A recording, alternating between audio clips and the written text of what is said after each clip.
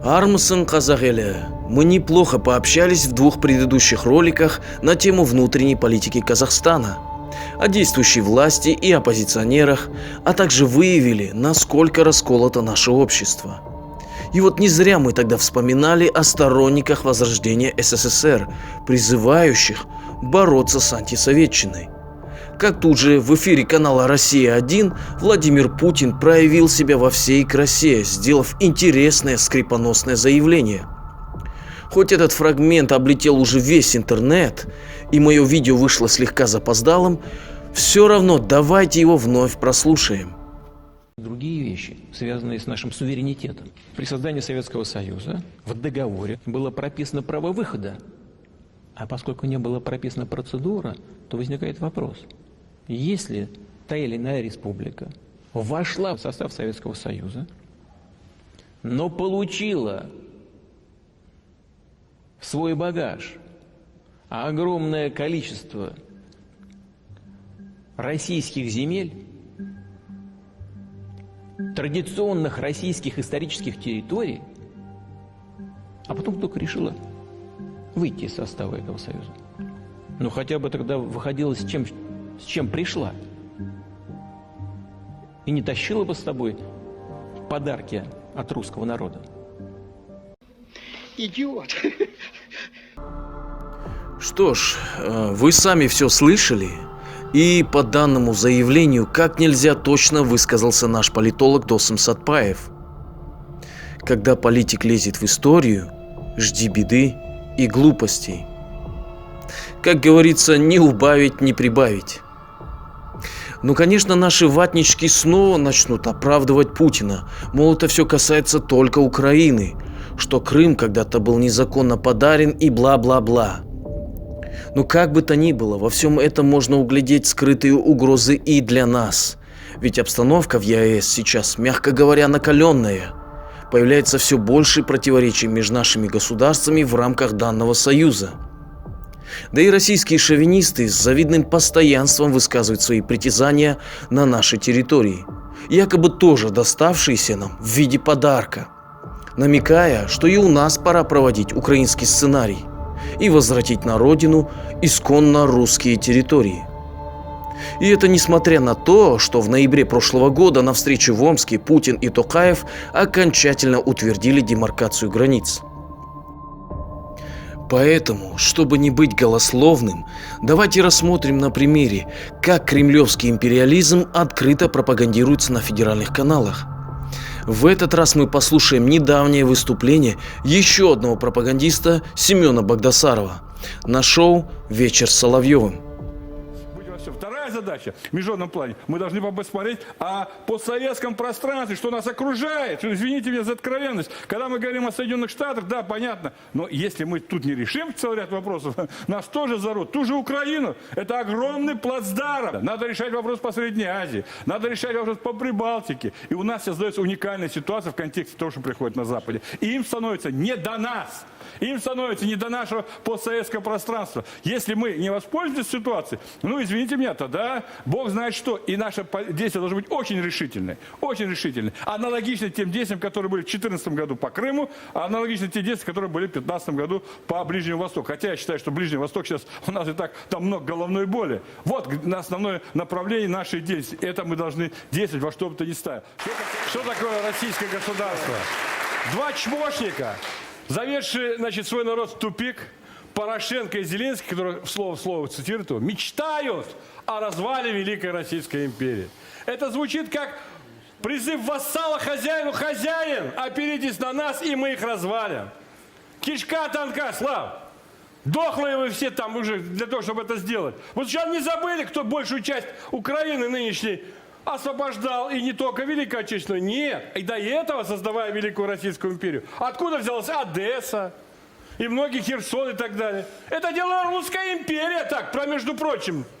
Что ж вы так в таком случае откажитесь от этой территории, говорите, а зачем нам эта земля, которая нам досталась от Русской империи? Не хотите, да?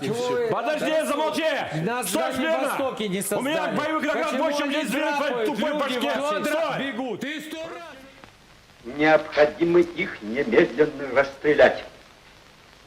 и широко оповестить об этом население. Этот носатый черныш с далеко не русской физиономией и фамилией так трындел о величии русской империи, что совсем забыл о том, что его историческая родина Армения тоже была когда-то частью этой самой Российской империи и СССР. И получается, по его логике, нынешние территории этой страны тоже следует присоединить к России. Интересно, что об этом бы сказали сами армяне, так рьяно стремящиеся к интеграции с Европой? И по такому случаю давайте разберем, имеют ли под собой основу все эти заявления о собирании якобы русских земель. Чтобы в этом разобраться, нужно понять, что это за нация, откуда идут ее корни и кто стоял у истоков ее становления. Это очень объемная тема в рамках данного ролика, и поэтому мы не будем вдаваться в подробности, а вкратце расскажем об основных вехах развития данного государства и народообразования. По официальной историографии русские ведут свои корни от рода Рюрика, когда якобы в 862 году варяги стали княжить над финно-угорскими и славянскими племенами, тем самым заложив фундамент для зарождения русской государственности. Но вся беда в том, что данная теория взята из повести временных лет, а достоверность содержащихся в ней сведений современной с наукой ставится под большое сомнение, так как она имеет множество корректировок и дополнений, сделанных в более поздние времена. Но дело даже не в этом. Здесь присутствует момент исторических фальсификаций со стороны Кремля. Они привязывают историю Московского княжества и историю Киевской Руси, якобы это было единое государство древних русов, тем самым посягая уже на историю Украины. Мы не будем в это углубляться и оставим этот спор на суд России и Украины. Но как бы то ни было, давайте дадим фору этому суперэтносу, приписывающему себе историю других восточнославянских народов, и допустим, что первое проторусское государство образовалось в годы, указанные в повести. Это 9 век нашей эры. Но пока они там образовывались, наши прототюркские каганаты и ханства уже несколько столетий царствовали на обширных территориях Евразии, от Причерноморья и Кавказа до озера Балхаш и Восточной Сибири. Какие тут могут быть земли русского народа, если все наши старинные географические названия местностей и водоемов по-прежнему носят древнейшие имена?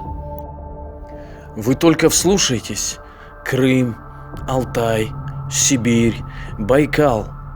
Что-то не слышно здесь отголосков старославянского языка. Все это исконные земли тюрков, и это при том, что я еще имена тюркских городов не называл. Идем далее, к следующему этапу. Историю княжества Московского и его тотальной зависимости от Золотой Орды вы все и без меня прекрасно знаете. Не вижу смысла подробно говорить о выплате дани и ярлыках. Но тем не менее, стоит упомянуть, что наши предки заложили основу русской государственности. Тюрками была внедрена ордынская вертикаль власти, введено боярство, создана первая почтово-ямская служба, система налогообложения, станции, введены в обиход такие экономические термины, как казна, деньги, таможня и многое-многое другое. Но и здесь официальная история России опять лжет. По их версии, Москва окончательно освободилась от ордынского владычества и выплаты дани в 1480 году. Но это не так. После стояния на реке Угре Московия не перестала платить дань тюркам. После распада Золотой Орды ежегодные поминки, закрепленные договором, выплачивались уже Крымскому ханству и осуществлялись вплоть до 1700 года, согласно Константинопольскому договору. Следующим этапом является создание первого государства российского Петром I и переименование Московии в Россию на эллинический манер с удвоенной «с». Что мы можем сказать об этом государстве и какую роль играл в нем русский народ? Но для начала стоит упомянуть, что Российской империей правили европейские аристократы. начиная от Петра I, чьи корни по разным сведениям идут из Голландии. Отсюда наверняка и исходит его симпатия к полосатому триколору. Екатериной II, настоящее имя которой Софья Фредерика Августа, принцесса Ангальцербская, немка по национальности, заканчивая династией Романовых, то бишь Гольдштейн-Готторпских, чьи корни имеют немецко-еврейское происхождение. У меня возникает один закономерный вопрос. А при чем тут вообще русские? Кем они были и какова была их роль? Ответ прост. Они были крепостными невольниками, рабами, без свободы и без земли, в полной власти своего помещика. Ну и заключительный этап. В начале 20-го столетия, после свержения Лениным монархического строя Российской империи, а вернее того, что от нее оставалось, власть перешла в руки большевиков.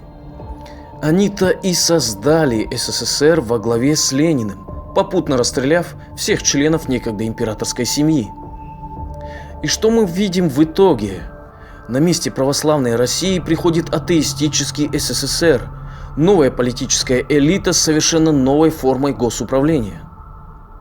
Так кто же стоял у ее истоков? Всеми любимый Ульянов Ленин. Опять же, имеющий еврейские, немецкие, шведские и даже, как утверждала вдова самого Владимира Ильича, Надежда Крупская, калмыцкие корни. Отец Ленина, Илья Николаевич, был сыном крепостного крестьянина. Его дедом по материнской линии был еврей по фамилии Бланк. Ну а если вспомнить о национальной принадлежности и других представителей правящего класса этой страны того периода, такие как Зиновьев, Каменев, Берия, Луначарский, Троцкий, Лурье, Урицкий, Голощекин, Тоболин, Шмидт, Кауфман и многие-многие другие, становится очевидно, кто на самом деле руководил этой махиной. На основе всего вышеизложенного остается констатировать, это смехотворное заявление Владимира Владимировича о традиционных российских землях, якобы подаренных русским народом бывшим советским республикам, не более чем бред сумасшедшего. Поскольку если посмотреть на то, кто создавал, развивал эти империи и присоединял к ним новые территории, то русский народ, получается, вообще к ним никакого отношения не имел. Ставьте лайки, подписывайтесь на канал, кто этого еще не сделал, бейте в колокол и делитесь этим видео с окружающими. Пусть как можно больше граждан постсоветских республик узнают правду. Сау болыңыздар. Народ России — это элементарные рабы.